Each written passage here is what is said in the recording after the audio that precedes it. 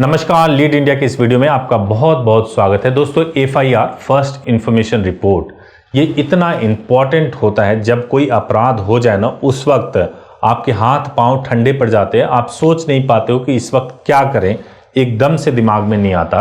तो इसलिए जरूरी है कि आप अपने पास सटीक इंफॉर्मेशन, सही इंफॉर्मेशन रखो कि कोई भी ऐसा सिचुएशन आए तो आप तुरंत उस पर एक्शन कर लो।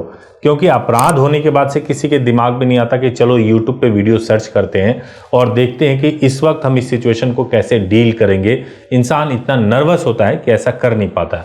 तो सबसे पहले मैं आपको यह बताने जा रहा हूं कि एफआईआर को लेकर के हमारे देश में क्या हालात है।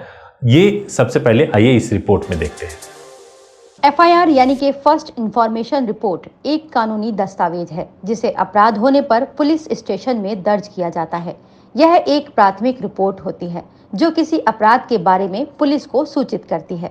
भारतीय दंड प्रक्रिया संहिता 1973 के सेक्शन 154 के तहत एफआईआर की प्रक्रिया पूरी की जाती है। एफआईआर के आधार पर पुलिस घटना या अपराध की जांच आगे बढ़ाती है और अपनी रिपोर्ट प्रस्तुत करती है। पीड़ित के लिए एफआईआर एक मजबूत सहायक दस्तावेज होता है। शिकायत करने वाले व्यक्ति का अधिकार है कि पहले एफआईआर की कॉपी उसे पढ़ने के लिए दी जाए या फिर उसे पढ़कर सुनाई जाए। यह जानना भी महत्वपूर्ण है कि पुलिस एफआईआर में अपनी तरफ से कुछ जोड़ या घटा नहीं सकती। एफआईआर दर्ज होने के बाद एफआईआर की कॉपी प्राप्त करना पीड़ित का लीगल राइट है। एफआईआर के विषय में एक बात जानना और जरूरी है कि थानों के निश्चित अधिकार क्षेत्र होते हैं। जनता की सुरक्षा के लिए अलग अलग थाने बने होते हैं। जांच को आसान बनाए रखने के लिए बेहतर होता है कि घटना उस संबंधित थाने में ही दर्ज करवाई जाए जहां पर वो अपराध हुआ है। लेकिन अगर पीड़ित को उस जगह जाने में कोई कठिनाई है या जान का खतरा है तो वो किसी भी थाने में एफआईआर दर्ज करवा सकता है। इसे जीरो एफआईआर कहते हैं। अतः अपराध, घटना या दुर्घटना होने के संबंध में एफआईआर जरूर करवानी चाहिए। अति आवश्यक एवं गंभीर मामलों में पुलिस को एफआईआर तुरंत दर्ज कर जांच प्रारंभ करना अनिवार्य है।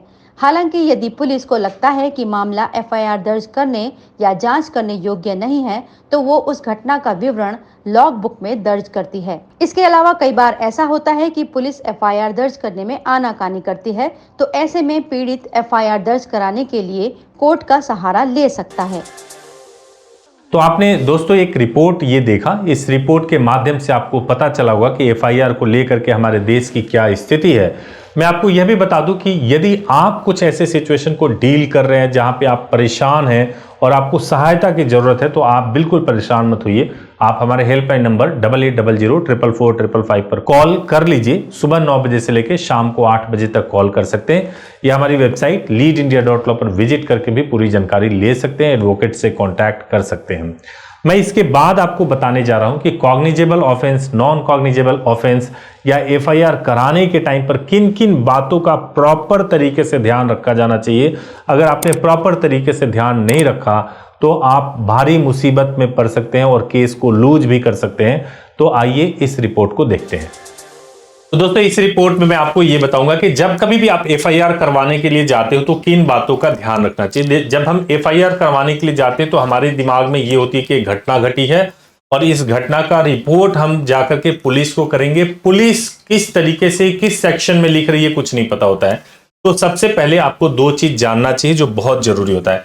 ऐसे अपराध जो छोटे मोटे होते हैं, जिसमें बहुत संगीन मामला नहीं होता है, उसके लिए पुलिस जो है कंप्लेंट लिखती है। कंप्लेंट यानी कि एनसीआर लिखती है, नॉन कॉग्निजेबल रिपोर्ट करते हैं, ये सेक्शन 155 में लिखती है पुलिस। जब एनसीआर, मान लीजिए छोटा मोटा कोई अपराध है, उसमें ये चीजें होती है। छोटा मोटा अपराध, कोई बहुत कम संगीन मामले हों, उस तरह के अपराध, जैसे किसी ने लाठी डंडे से मार दिया, थप्पड़ से मार दिया, बहुत हल्के फुल्के कोई अपराध हुए होते हैं, या बकझक हो गया, गाली गलौज हो गया, तो इस तरह के अपराध जो होते हैं वो एनसीआर यानी नॉन कॉग्निजेबल रिपोर्ट में लिखे जाते हैं। सीआरपीसी सेक्शन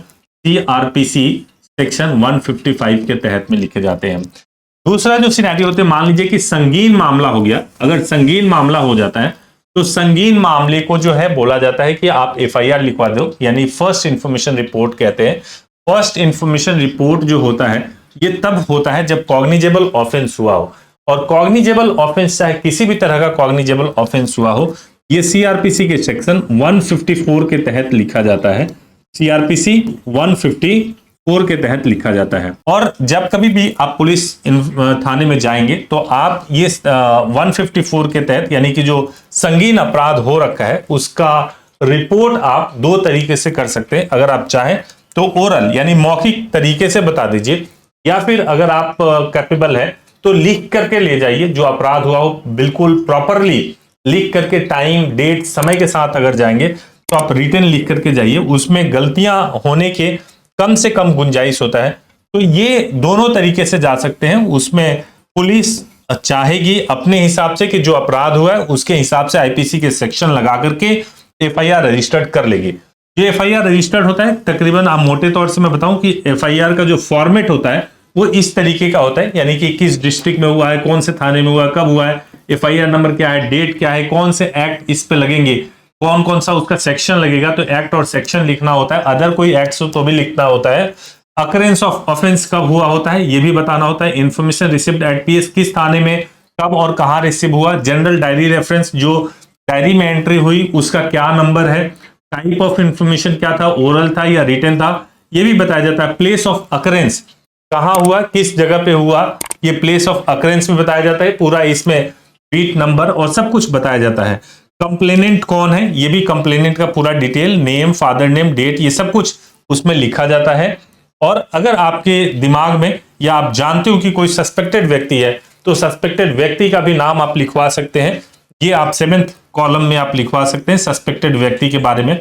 यहाँ पे आप देख रहे होंगे सस्पेक्टेड व्यक्ति के बारे में आप यहाँ पे लिखवा सकते हैं। और क्यों, अगर मान लीजिए किसी वजह से आप ये एफआईआर डिले हो गया है, बहुत लेट हो गया, अपराध होने के बहुत दिनों बाद आप लिखवा रहे हैं, तो डिले का रीजन आप लिखवा सकते हैं। अगर कोई प्रॉपर्टी का स्टोलन हुई है, चोरी हुई है, तो कौन कौन सी प्रॉपर्टी स्टोलन हुई है, चोरी हुई है, वो सब भी आप लिखवा सकते हैं।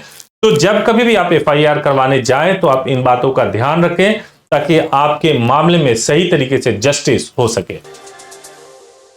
तो दोस्तों उम्मीद है कि आपको इस रिपोर्ट से बहुत लाभ मिला होगा, इस वीडियो से हेल्प मिला होगा। अगर आपको वीडियो अच्छा लगा हो, कॉन्सेप्ट अच्छा लगा हो तो जरूर चैनल को सब्सक्राइब कर लीजिए, बेल आइकन प्रेस कीजिए ताकि आपको लेटेस्ट वीडियो सबसे पहले मिल सके।